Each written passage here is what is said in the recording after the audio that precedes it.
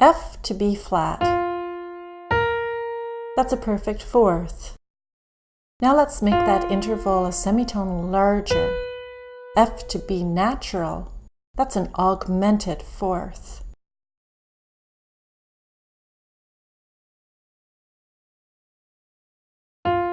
F to A is a major third.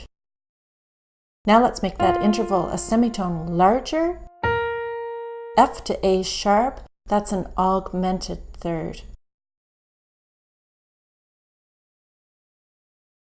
Here's the perfect fourth again, F to B flat. Now let's make that interval a semitone smaller. That's F to B double flat, and this is a diminished fourth.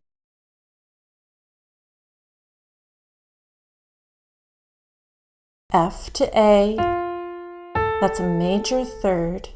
We'll make it a semitone smaller by going F to A flat. Now it's a minor third. And a semitone smaller again is F to A double flat, and now it's a diminished third.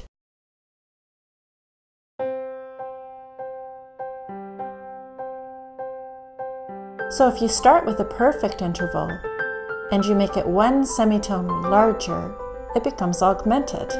If you make a perfect interval a semitone smaller, it becomes diminished. Or start with a major interval and make it larger, it becomes augmented. One semitone smaller is minor, and another semitone smaller is diminished.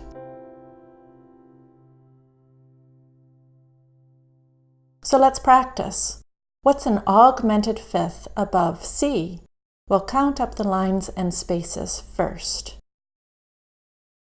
Then think about a perfect fifth. C of a perfect fifth is G. Now make that interval one semitone larger. The answer is C to G sharp.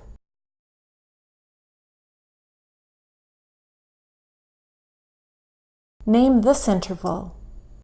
Well, count the lines and spaces first.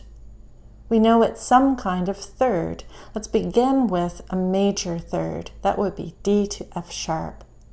So a minor third would be D to F. And our D to F flat is a diminished third.